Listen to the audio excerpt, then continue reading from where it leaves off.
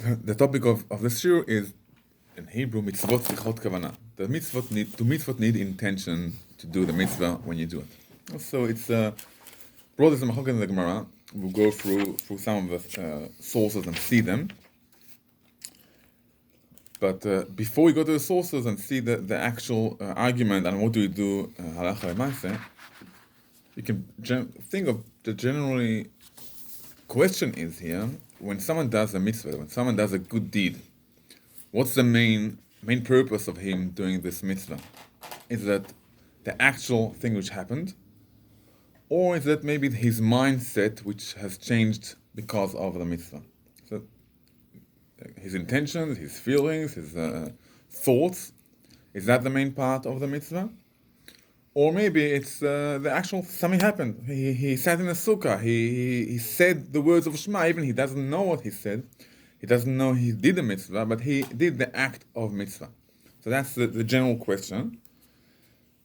And another question we could ask around that is there a difference between different mitzvot? For example, if I give money to a poor person, who cares if I thought of a mitzvah, I said before, and l'shem yichud, I said it's prayer, and for mitzvah tzedakah, and then I gave it to the poor person.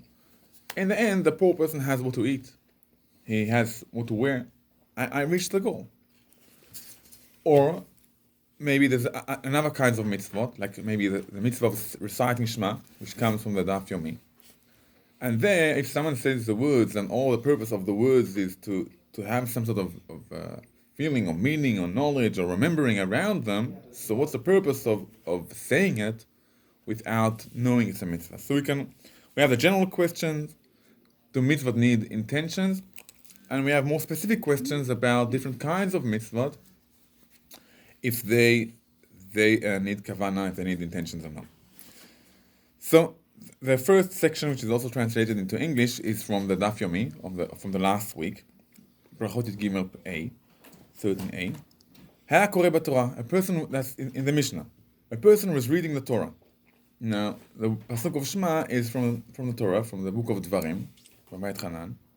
So he was reading the Torah. He happened to be reading the Torah, and came the time came the time of reciting Shema. So he was reading it from, let's say, night to day, or from day to night, and came the time of Shema.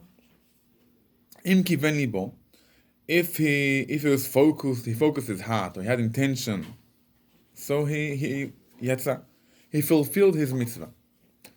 That's the Mishnah. The Gemara understands from here that why did he fulfill his mitzvah? Only because what did he do? He focused his heart. He had intention. Which means that if he didn't focus his heart, so he didn't fulfill his mitzvah. What do we learn from here? Mitzvot need intentions. Mitzvot zichot kavanah. The Gemara says, Shema mina, we learn from here, mitzvot zichot kavanah. Mitzvahs need intent, otherwise the person isn't Yotze.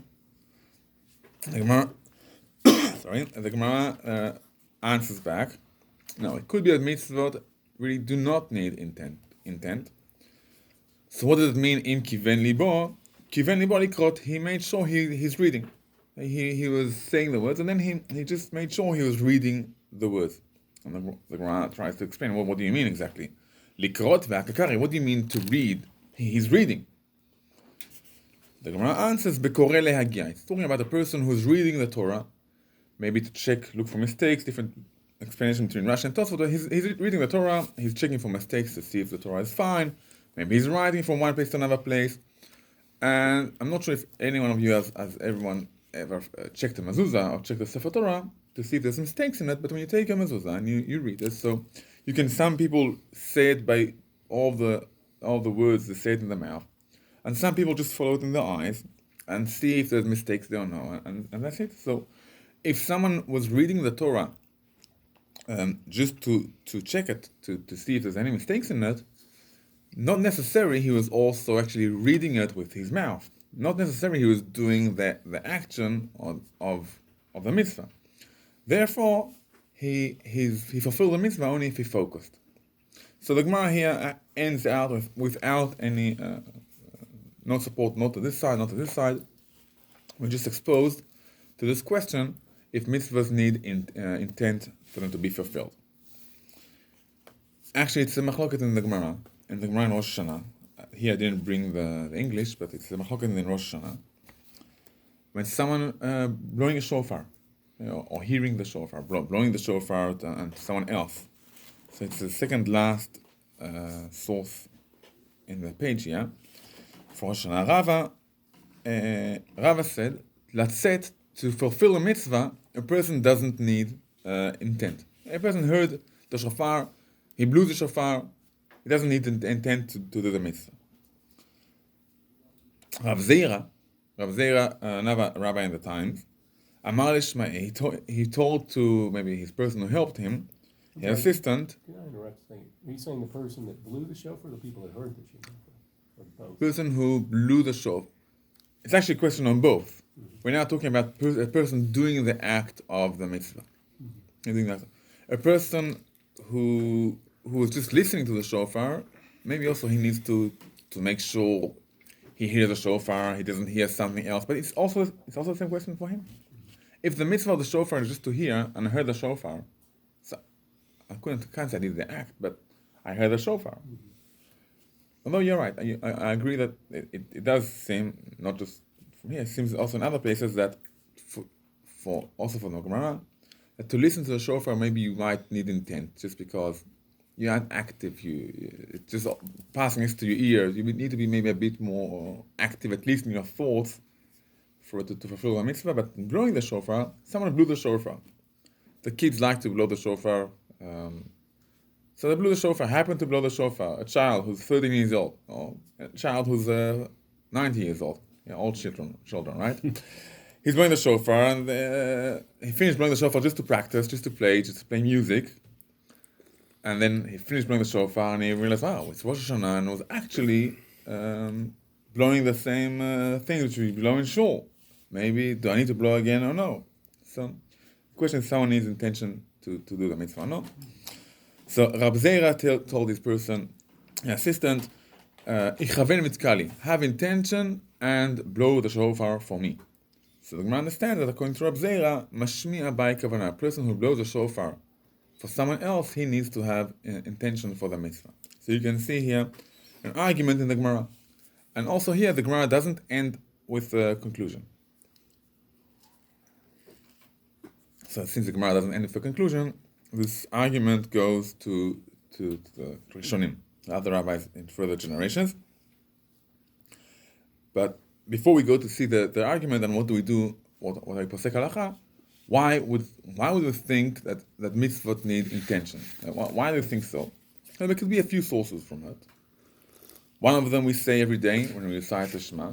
Vayayim shamot shmot in mitzvotai, if you hear them, when you listen to my mitzvot, obey my mitzvot asher anochi metzaveh etchem, which I command you today, le'ahava et Hashem Elokechem, loving the Lord, your God, ule'ovdo b'chol levavchem, and serving Him with all of your heart and soul. B'chol levavchem, b'chol nafshechem. What does it mean, serving Him with all of your heart? So there could be a few explanations. One of them could be maybe that serving with all the heart means it's not just doing the action of the mitzvah, it's also having the heart inside the mitzvah. And as we said, you can beforehand, you can ask a general question. When we do mitzvah, when we do actions, what's the main purpose? The main purpose is the physical thing we do, or maybe our minds that go through it. So that's a general question we had. So anyway, since the Gemara doesn't come to a conclusion, this is an argument between the later generations, the Rambam, and other Rishonim hold that mitzvot need intention. If a person blows a shofar, for example, without any intention of knowing this is a mitzvah, which means he doesn't need to have all of the kavanos of the Ari or the Zohar or the great rabbis. He needs to blow the shofar and just know, I'm doing now a mitzvah. A simple intention. I'm doing now a mitzvah. Doesn't need to know all the reasons and everything. I'm doing now a mitzvah. He needs to recite Shema, knowing I'm doing now a mitzvah. So that's the Rambam holds. A person needs to have intention to do a mitzvah. Although there's other Rishonim, other rabbis that argue with him. For example, the Rashba and other rabbis say that mitzvot don't need intention. So we have here the question, the Shulchan Aruch, and the general way of Halacha is the Rif and the Rambam and the Rosh, the three, the Beit Yosef calls them Shloshet Amudei HaHora'ah, the three, he doesn't write it here, the three pillars, I think, of Hora'ah. They hold the Halacha world, they transfer the Halacha world from generation to generation, the main Halacha rabbis in their generations. So since all three of them agree that the mitzvot need a kavanah, they need intent, therefore that's the halacha that mitzvot need intent.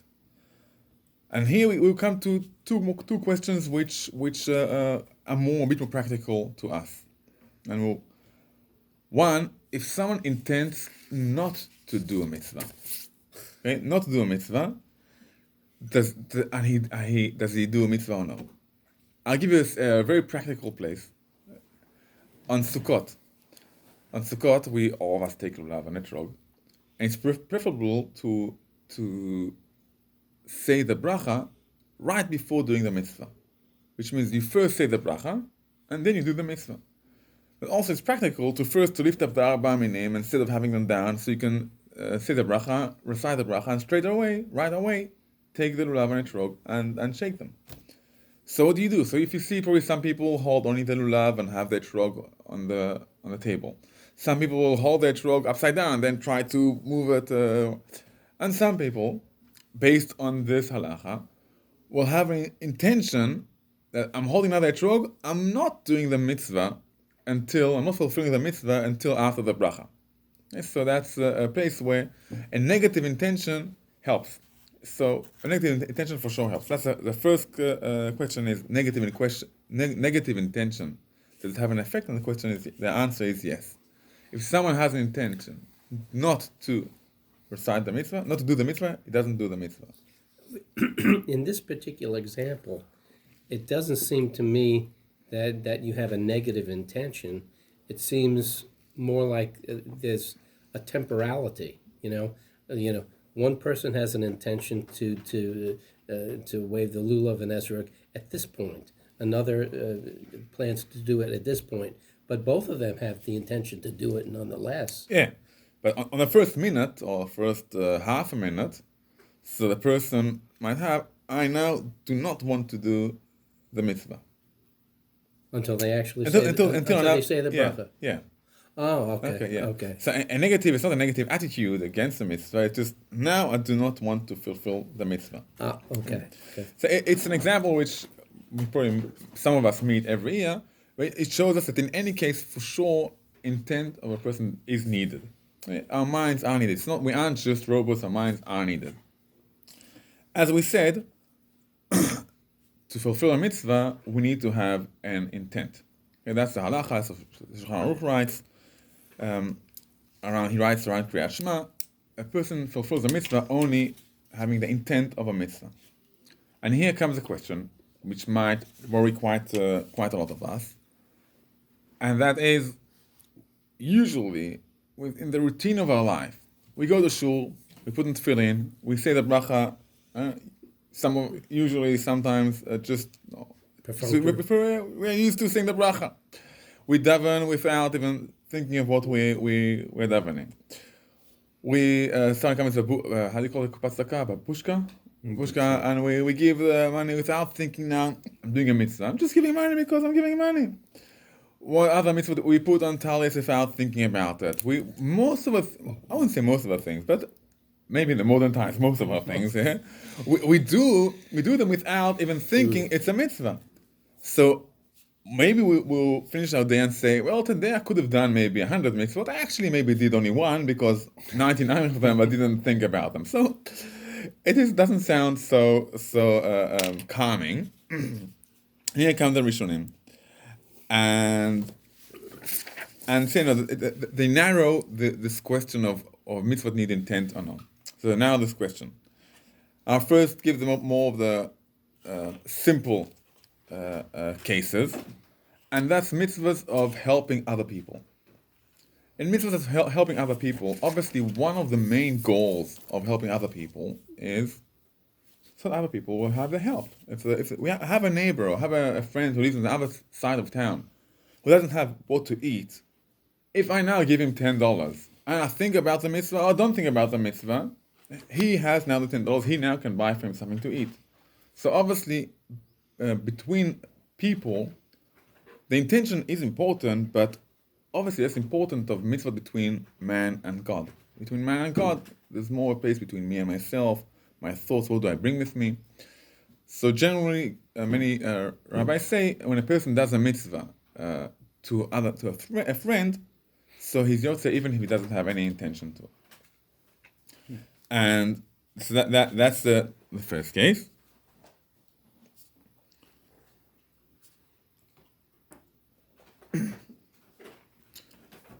And there's like, you can call it maybe in our words a default intention. A default intention.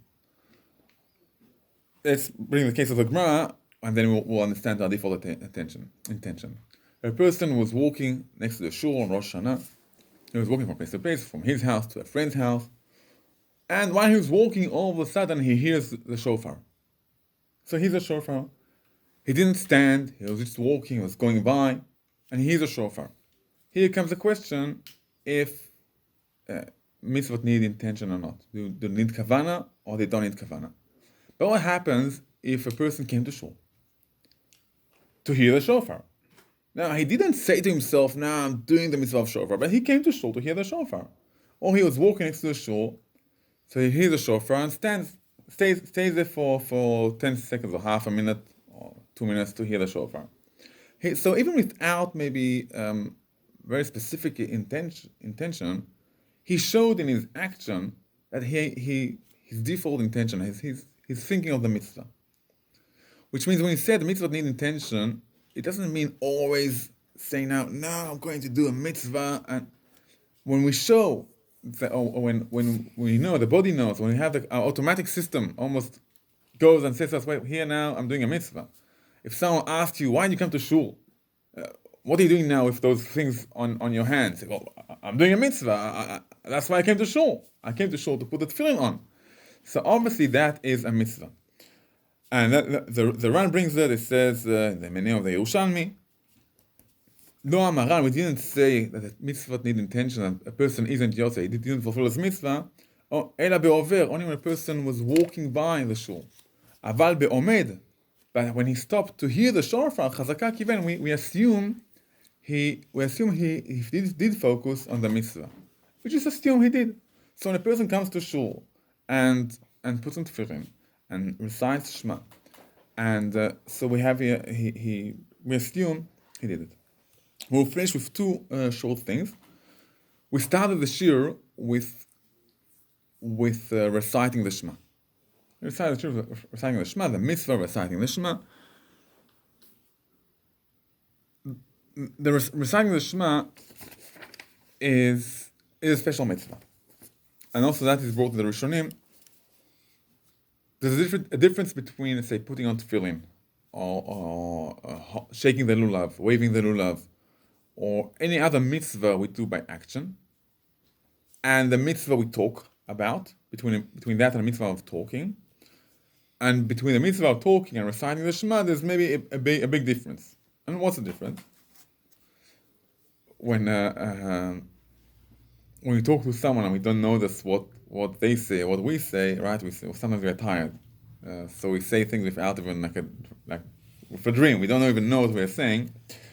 Obviously, the person we're talking to will get a bit offended. What are you saying? You're listening to me. Pay attention to what you are saying. So, generally speaking, the mitzvah of talking, when we say things, they need more intention. The whole idea of talking is to express our inner maybe feelings, our inner thoughts. So, talking obviously needs kavanah. From all the mitzvot of talking, we have the first pasuk of Shema, Shema Yisrael, Hashem Elokeinu, Hashem Echad, and the first bracha of the Amidah, Avot, Magen Avraham. These two parts, the first pasuk of Shema and the first bracha of the Amidah, they are considered not just normal mitzvahs of talking, but the whole idea of them is the meaning we have. The whole idea of saying Shema Yisrael is for us to realize that we have only one Lord, and He is our God. So if a person says it, but he doesn't realize it, he doesn't think about it, so what do you do? He just said words. Okay. I'd argue even the word Shema is Shema, listen. Yeah, listen. Yeah. So in the saying the Shema, the whole purpose of it is to realize we have God. We're talking to God. So if a person just says it, so he didn't fulfill the mitzvah. That's important when you recite the Shema. That's why we also cover our hands, our eyes with the hands, is so we can focus in what we're doing without looking around us or without being disturbed by other things. So in that pasuk, just have to have the idea of the words. Now we don't have to have the kavanot. We don't have to have all the kabbalistic ideas of what the word of Adonai means and what the Elokeinu means. Just simple meaning of the words. Listen, Israel, our Lord is one, and He is our God. Okay, we have that's it. Just understand the words. Simple kavanah, the same as the first bracha of the Amidah, of understanding we're standing in front of Hashem. He's our Elokeinu v'Elokei Avotenu. He's our Lord. He's the Lord of our fathers. Just understand general idea of the mitzvah. So that's one topic we can end with. We'll summarize it soon in a moment. The Shema, reciting the Shema, and the first bracha of the Amidah, we have to have an intention of understanding the words. Understanding the words, what do they mean? And the last thing, and that maybe it's a bit of a contradiction to what we said until now, but just to maybe open our hearts a bit. One of the opinions is that if a person did a good deed, he did a mitzvah, and he's shouting here and said, I'm not doing a mitzvah, my intention is not to do a mitzvah, I'm not doing a mitzvah. So he although he said it, he fulfilled the mitzvah. Okay, it's opposite to what we said until now. We don't go over it according to Halacha, we aren't posek like it. I bring it here just to give maybe a bit of a realizing, understanding how powerful our actions are. So a person does a good deed, he does a mitzvah. His intentions aren't with it. His intentions are against it. He's negative. He doesn't want to fulfill the mitzvah. But he did the mitzvah. He did the mitzvah. So there's an opinion. He did the mitzvah. The fact he said he doesn't want to do the mitzvah doesn't help him. So as I said, we aren't posek for halacha. We don't go by it. We don't rule by it. But it just shows us how powerful our if we do something, our actions are. I did something. Everyone here, everyone we know, did something good, does something good every day, maybe even every hour during the day. We don't think about the mitzvah always. Sometimes we even can do it from bad reasons, but we do good things. And as soon as we do good things, so that's a good thing we add to the world and to our life. So just summarize it in one sentence. We saw an argument in the Gemara and then between the rabbis. To mitzvot need intention. We don't need intention to fulfill the mitzvah. According to Halacha, mitzvot do need intent to do the mitzvah. Which means if a person didn't think about, now I'm doing a mitzvah, so he didn't fulfill the mitzvah. We saw that if a person automatic way, or he shows that he did the mitzvah, his default action showed he did the mitzvah, even if he didn't have intent for it. He went to shul, he put on tefillin, he didn't think of now doing the mitzvah of tefillin, so he fulfilled the mitzvah.